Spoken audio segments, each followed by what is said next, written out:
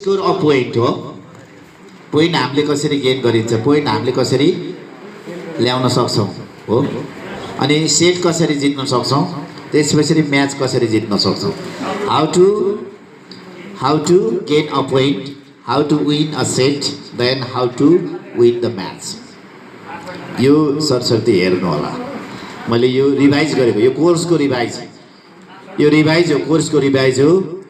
मैले यति भन्दा पनि तपाईँहरूले अब लेख्दै अब साथीहरू यही हुँदाखेरि त स्कोर दिनुभएको छ। स्कोरको मात्र मैले 3टा सेसन भइसक्यो। यस, एउटा सेसनमा सकेन त्यो छोडेर गइन्छ।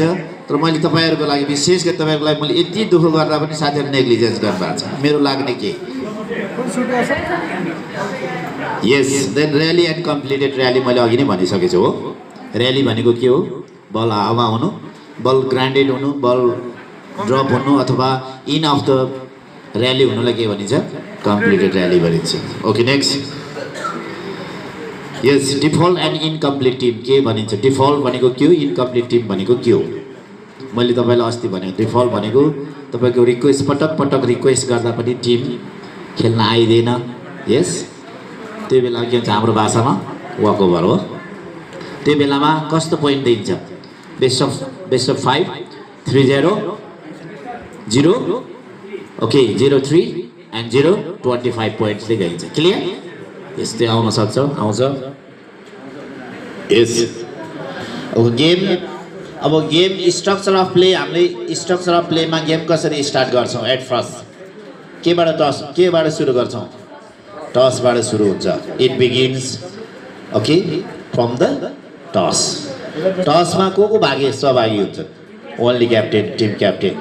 क्लियर, अनि टिम क्याप्टेनले के चुज गर्नु पाउँछ, 3 things, receive, service and side. Court भन्ने होइन, साइड। कोर्ट त कोर्टै हुन्छ, just side.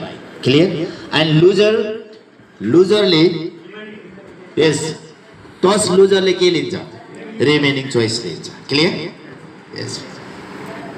Next, then official warm up.